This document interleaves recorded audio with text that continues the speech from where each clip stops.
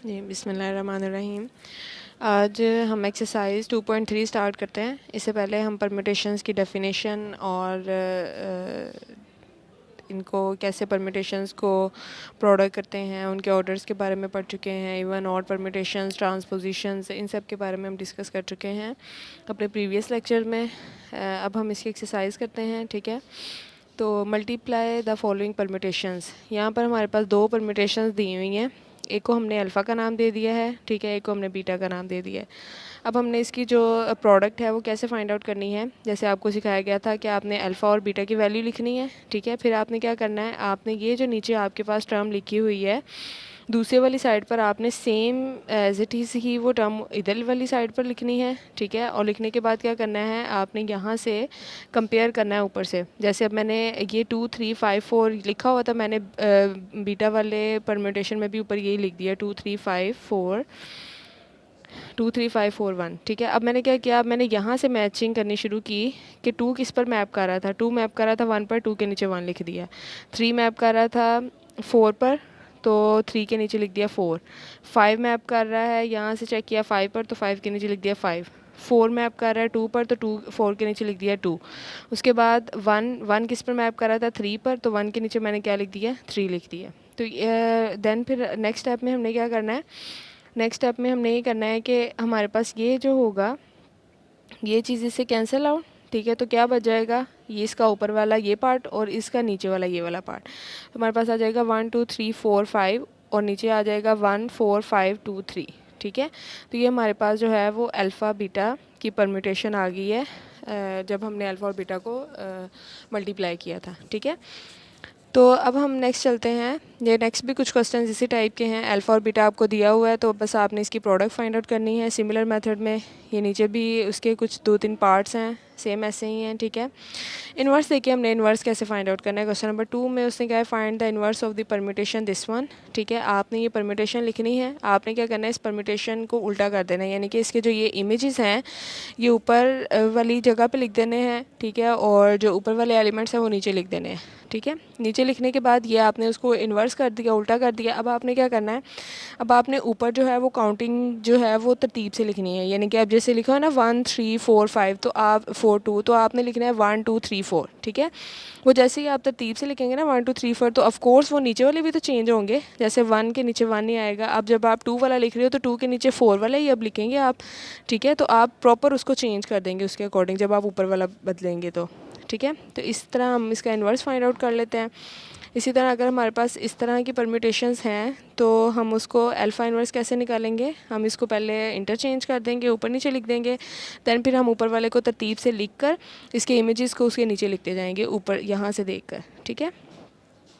Next ये हमारे पास जो है वो एफ़ और जी परम्यूटेशंस दी गई हैं, ठीक है। तो आपने शो करना है कि एफ़ सर्कल जी, एफ़ स्क्वायर सर्कल जी, एफ़ क्यूब सर्कल जी, ठीक है। ये आपने फाइंड आउट करना है और सेम प्रोसीजर है।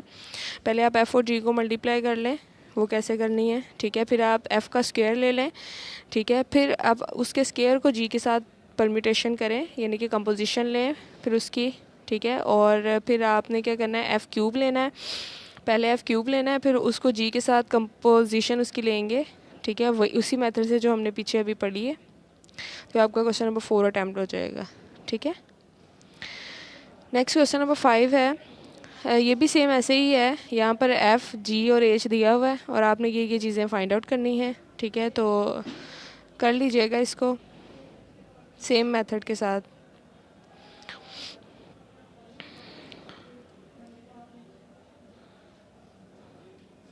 नेक्स्ट आपके पास जो क्वेश्चन है क्वेश्चन नंबर 6, उसमें उसने कहा है कि given a permutation this one verify that alpha 6 is equal to identity permutation. यानी कि आपने अल्फ़ा 6 फाइंड आउट करना है और लास्ट पे प्रूव करना है कि जो अल्फ़ा 6 का आंसर है वो आपके पास आइडेंटिटी परम्यूटेशन आती है। जैसे 1 2 3 4 5 6 5 तक है, ठीक है। तो क्या आ जाएगा 1 2 3 4 5, ये वाली परम्यूटेशन लास्ट पे आपके पास बनेगी।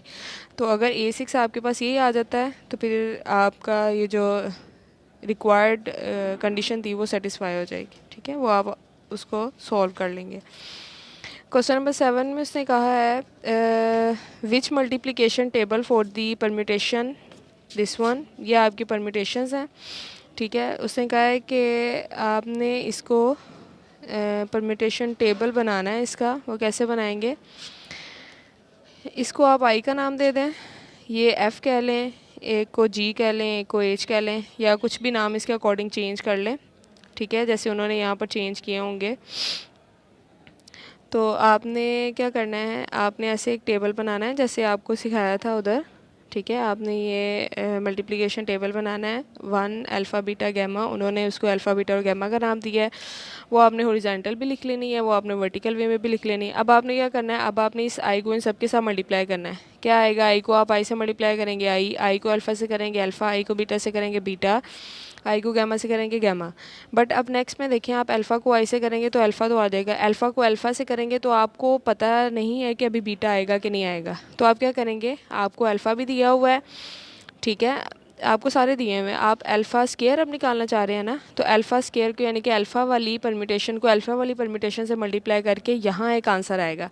उस आंसर को देखेंगे क्या वो आपके गिवन आंसर्स के साथ मैच कर रहा है, ठीक है। अगर वो तो आप देखेंगे कि वो बीटा की वैल्यू के ही बराबर आएगा, ठीक है।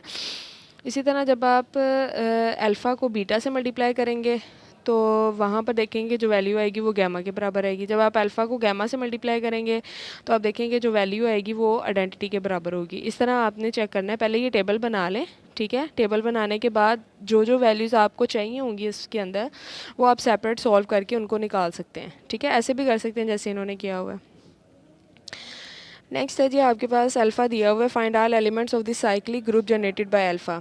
आपने वो सारे एलिमेंट जनरेट करने हैं जो अल्फ़ा से सारे एलिमेंट्स जो हैं वो फाइंड आउट करने हैं जो अल्फ़ा से जनरेट होते हैं। और अल्फ़ा कैसे जनरेट करेगा उन्हें, अगर मैं अल्फ़ा की पावर 1 लूँ, अल्फ़ा की पावर 2 लूँ, अल्फ़ा की पावर 3 लूँ, अल्फ़ा की पावर 4 लूँ, और मैंने तब तक अल्फ़ा की पावर्स देते जाना है जब तक कि वहाँ पर आइडेंटिटी परमिटेशन नहीं आ जाती। जब भी आइडेंटिटी परमिटेशन आ जाएगी इसका मतलब है एक तो उसका ऑर्डर निकल आया है अल्फ़ा का, ठीक है, और दूसरी बात ये कि अल्फ़ा ने वो तमाम परमिटेशंस जनरेट कर दी हैं, ठीक है, तो जनरेट होती चली जाएंगी। नेक्स्ट क्वेश्चन नंबर 8 है, क्वेश्चन नंबर 9 है, find the following products and express them as product of cyclic permutations on the mutually disjoint sets.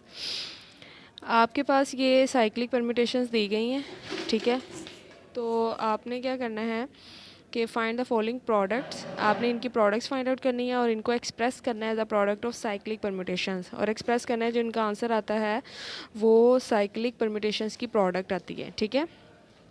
तो मैंने ये जो 1 2 4 और 1 3 6 5 4 को मैंने इस फॉर्म में लिखा। मैंने आपको बताया था कि जब ये 1 2 4 लिखा हुआ है इसका मतलब है कि अब ये इसकी लेंथ तो 6 ही होनी है, जैसे यहाँ पर आपने 6 लेनी है, यहाँ पर भी 6 लेनी है, क्योंकि इसमें मैक्सिमम एलिमेंट जो है वो 6 आ रहा है, दोनों में से किसी एक में मैक्सिमम एलिमेंट 6 है। तो आपने इसकी जो लेंथ है वो भी 6 तक रखनी है, इसकी लेंथ भी 6 तक रखनी है। अभी लिखने इसमें 6 ही एलिमेंट है, ठीक है। तो आपने 6 एलिमेंट लिख दिए। बाद में क्या किया, 1 2 पर मैप कर रहा है, 1 के नीचे 2 लिख दिया, 2 4 पर मैप कर रहा है, 2 के नीचे 4 लिख दिया, और 4 अगेन 1 पर मैप कर रहा है, 4 के नीचे 1 लिख दिया। बाकी ये जो 3 5 और 6 है ये एलिमेंट जो थे वो यहाँ पर एब्सेंट थे, इसका मतलब है 3 के नीचे 3 आएगा, 5 के नीचे 5, 6 के नीचे 6। जो एलिमेंट किसी भी साइक्लिक परम्यूटेशन के अंदर मौजूद नहीं होता इसका मतलब वो अपने आप पर मैप कर रहा है, लेकिन आप उसको इस टेबल की फॉर्म में लिख सकते हैं, ठीक है। इन द सिमिलर वे आप इस वाले साइक्लिक परम्यूटेशन को भी लिख सकते हैं यहाँ पर, ठीक है। और फिर जब आपको इसकी प्रोडक्ट करनी आती है, आप इसकी प्रोडक्ट करेंगे तो आपके पास लास्ट पे जो आंसर आएगा, ठीक है, वो किस टाइप का आंसर होगा, वो आपके पास एक साइक्लिक परम्यूटेशन होंगी, ठीक है, और दोनों अलग अलग होंगी। इसी तरह आपने ये बाकी इसके पार्ट भी देख लेने हैं। क्वेश्चन नंबर 11 देखें, express the following permutation as a product of transposition. मैंने आपको बताया था कि ट्रांसपोजिशन एक ऐसी परम्यूटेशन है जिसकी लेंथ 2 होती है। तो आपने इस परम्यूटेशन को as a product of transposition में शो करना है। तो आपने ये परम्यूटेशन जो है उसको पहले तो साइक्लिक परम्यूटेशंस में लिखा है, ठीक है, क्योंकि जब आप इस परम्यूटेशन को लिखेंगे तो आप देखेंगे साइक्लिक फॉर्म में इसको कैसे लिखेंगे। 1 से शुरू करते हैं, 1 2 पर मैप कर रहा है, 2 किस पर कर रहा है, 4 पर, मैंने ऐसे लिखा 1 लिखा, 1 किस पर मैप कर रहा है 2 पर, 2 लिख दिया। 2 नेक्स्ट देखें किस पर मैप कर रहा है 4 पर, 4 लिख दिया। 4 किस पर मैप कर रहा है 6 पर, 6 लिख दिया। 6 किस पर मैप कर रहा है 3 पर, 3 लिख दिया। 3 अगेन 1 पर मैप कर रहा है और 1 मैं शुरू में लिख चुकी हूँ इसलिए साइकिल बंद। ठीक है, अब मैंने कहाँ से शुरू करना है, अब मेरे पास इसका जो नेक्स्ट एलिमेंट है वो क्या बनता था। अब देखिए 1 2 3 4 5 तो 5 पर ही फिक्स है ना, तो इसलिए फिर 6 तो मैंने लिख लिया। अब 7 से स्टार्ट करते हैं। 7 किस पर मैप कर रहा है 8 पर, 8 लिख दिया। 8 किस पर मैप कर रहा है 9 पर, 9 लिख दिया। अब 9 दोबारा फिर किस पर मैप कर रहा था 7 पर, तो 7 नहीं लिखेंगे, साइकिल बंद। तो ये देखें मैंने ये वाली जो परम्यूटेशन थी उसको 2 डिस्टिंक्ट साइक्लिक परम्यूटेशंस में लिख दिया। ठीक है, अब ये जो साइक्लिक परम्यूटेशन थी इसको अब ट्रांसपोजिशन में चेंज करना है। तो इसको हम ट्रांसपोजिशन में कैसे चेंज करेंगे, 1 मैप करेगा 2 पर, यानी कि इसकी हम ट्रांसपोजिशन कैसे बनाएंगे, 1 2 पर, 1 4 पर, 1 6 पर, 1 3 पर। ठीक है, और इसको कैसे लिखेंगे 7 8 7 9। तो ये मेरे पास क्या होंगी, ये मेरे पास जो है वो ट्रांसपोजिशंस है। ठीक है, तो ट्रांसपोजिशंस हम ऐसे बनाते हैं। नेक्स्ट भी हमारे पास ये परम्यूटेशंस दी गई हैं। ठीक है, तो हम इन परम्यूटेशंस की ट्रांसपोजिशंस जो हैं वो बना सकते हैं। पहले उसको साइक्लिक परम्यूटेशन में चेंज करना है और फिर साइक्लिक परम्यूटेशन में चेंज करने के बाद हमने इसकी ट्रांसपोजिशंस जो हैं वो बनानी है। ठीक है, क्वेश्चन नंबर 11 में है express the following permutations as a product of transposition. ठीक है, तो इसमें अपने ये जो परम्यूटेशन दी गई है इसको प्रोडक्ट ऑफ ट्रांसपोजिशंस में कन्वर्ट करना है। फिर वही बात कि आपने ये जो आपको परम्यूटेशंस दी गई है इसको आपने साइक्लिक परम्यूटेशन में पहले चेंज करना है। ठीक है, फिर जब साइक्लिक परम्यूटेशन में चेंज हो जाएगी देन इसको आपने ट्रांसपोजिशन में चेंज करना है।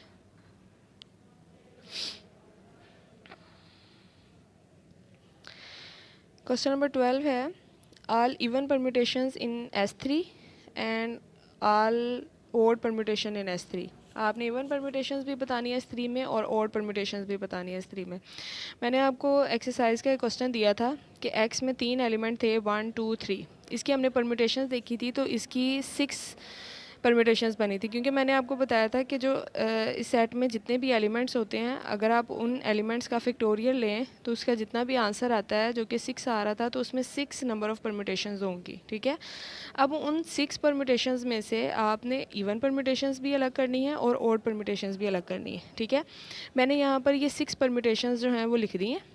ठीक है, आपने अब इनमें से देखनी है कौन सी परम्यूटेशन इवन है और कौन सी परम्यूटेशन ओड है। तो मैंने क्या किया, यहाँ से मैंने इनके साइकिल्स बनाए और साइकिल बनाने के बाद मैंने इनकी ट्रांसपोजिशंस बनाई, क्योंकि मैंने आपको बताया था कि इवन और ओड परम्यूटेशन की क्या डेफिनेशन है कि अगर उसमें इवन नंबर ऑफ़ ट्रांसपोजिशन आती है तो ये इवन परम्यूटेशन होगी, अगर उसमें ओड नंबर ऑफ़ ट्रांसपोजिशंस आती हैं तो फिर ये ओड नंबर ऑफ़ परम्यूटेशन होगी। ठीक है, तो ओड परम्यूटेशन होगी। तो अब यहाँ पर जब मैंने ये F1 उठाया, ठीक है, इसको मैंने साइकिल में चेंज किया तो ये 2 3 बनता है। तो ये एक ऐसा साइकिल है जिसमें 2 ही एलिमेंट है तो ये खुद ही एक ट्रांसपोजिशन है। तो ये इसमें एक ही ट्रांसपोजिशन है, ये इसका मतलब ये ओड परम्यूटेशन है। नेक्स्ट मैंने F2 लिया, इसमें 1 2 पर मैप कर रहा है, 2 1 पर कर रहा है, तो इसमें भी एक ही साइकिल आया क्योंकि 3 3 पर ही मैप कर रहा था तो 3 को लिखने की ज़रूरत नहीं थी। तो F2 क्या है, इज़ एन ओड परम्यूटेशन है। ठीक है, अब नेक्स्ट F3 देखें, 1 2 पे मैप कर रहा है, 2 3 पर और 3 1 पर, तो ये साइकिल बना। इसको आप ट्रांसपोजिशन में चेंज करेंगे, 1 2 पर मैप कर रहा है, 2 3 पर कर रहा है, तो ये 2 ट्रांसपोजिशन बनती है, इसका मतलब ये इवन परम्यूटेशन है। इस तरह आप बाकी 3 को भी देख सकते हैं। ठीक है, तो जो भी फिर इवन परम्यूटेशन, अब इवन कितनी आई है 1 आई, F3 F4 are the even permutations, F1 F2 F5 are odd permutations. ठीक है, नेक्स्ट है are the permutations these one. ये जो परम्यूटेशंस हैं ये वन है कि ओड है, आप इसको चेक कर सकते हैं। कैसे करेंगे, ये ऑलरेडी साइक्लिक में है तो आसान काम हो गया, इसको बस आपने ट्रांसपोजिशन में चेंज करना है। इसकी भी आपने ट्रांसपोजिशन बनानी है। अब इसकी ट्रांसपोजिशन चेक कर लीजिएगा कि अगर वो इवन आई है तो फिर ये इवन परम्यूटेशन है, अगर इसकी ट्रांसपोजिशन इवन आई है तो इवन परम्यूटेशन, और अगर ओड आती है तो फिर ओड परम्यूटेशन। ठीक है, नेक्स्ट क्वेश्चन नंबर 14 है find the order of each of the given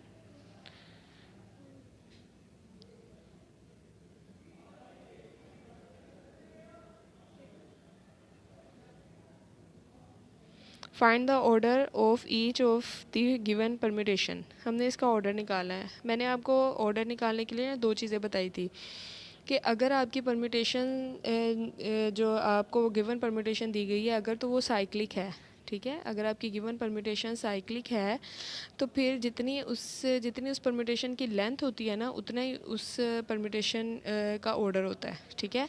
लेकिन अगर आपकी परम्यूटेशन साइक्लिक नहीं है, यानी कि वो दो हिस्सों में टूट रही है, और वो जो जिन दो हिस्सों में टूट रही है वो साइक्लिक हैं, तो फिर आपने क्या करना है, आपने उस परम्यूटेशन को जितने भी उसके डिस्टिंक्ट साइकिल बनते हैं उसमें तोड़ने के बाद हर साइकिल की लेंथ ले लेनी है और उसकी लेंथ का एलसीएम ले लेना है उन सब का, ठीक है। और फिर जो उसका एलसीएम आएगा वही क्या होगा, उसका ऑर्डर होगा। तो यही काम यहाँ पर किया हुआ है। ये जो साइकिल लिया था, ये जो परम्यूटेशन ली थी यहाँ पर, ये परम्यूटेशन हमारे पास है 1 2 पर मैप कर रहा है, अब 2 दोबारा 1 पर कर रहा था तो साइकिल बंद। नेक्स्ट 3 से स्टार्ट करना है, 3 4 पर मैप कर रहा था, 4 3 पर कर रहा है, साइकिल बंद। तो ये दो डिस्टिंक्ट साइकिल बने हैं। तो अब मैंने क्या करना है यहाँ पर कि मैंने इसकी लेंथ देखनी है, इसकी लेंथ भी 2 है, इसकी लेंथ भी 2 है, तो मैं दोनों का क्या करूँगी, एलसीएम ले लूँगी। दोनों के एलसीएम क्या आएगा, 2, तो 2 ही इस परम्यूटेशन का ऑर्डर होगा। अगर हम एक वो जो ट्रेडिशनल वे यूज़ करते हैं कि हम कैसे इसका ऑर्डर निकालते हैं, पहले हम ये इसको अगर मैं अल्फ़ा कह लूँ तो मैं अल्फ़ा लेती, फिर मुझे अल्फ़ा स्क्वायर लेना पड़ना था, अल्फ़ा क्यूब तब तक लिए जाना था जब तक कि ये मेरे पास इधर कुछ ऐसी लीस्ट पावर रखने से मेरे पास यहाँ पर कोई आइडेंटिटी परम्यूटेशन नहीं आ जाती, तब तक ये काम करना था मैंने। तो चूँकि अब तो ये चलो छोटे ही थी, 2 ही आनी थी, 2 आना था इसका ऑर्डर, तो उसके लिए तो कर सकते थे। लेकिन हो सकता है किसी का ऑर्डर 10 आता हो, किसी का 20 आता हो, तो इसके लिए ये इतना लंबा प्रोसीजर करने की ज़रूरत नहीं है, ये शॉर्ट वे हम यूज़ कर सकते हैं, ठीक है। नेक्स्ट भी ऐसे ही है। ये मेरे पास एक साइकिल है, ठीक है। ये भी दो डिस्टिंक्ट साइकिल्स में डिकम्पोज हुआ है और एक की लेंथ 3 है, एक की लेंथ 2 है, तो फिर दोनों का जब हम एलसीएम लेंगे तो 6 आएगा। तो 6 क्या होगा, 6 इसका ऑर्डर होगा, ठीक है। तो अब इसी तरह ये क्वेश्चन है, इसका ऑर्डर निकालना है। नेक्स्ट क्वेश्चन ये था कि determine whether the given permutation is even और ऑड।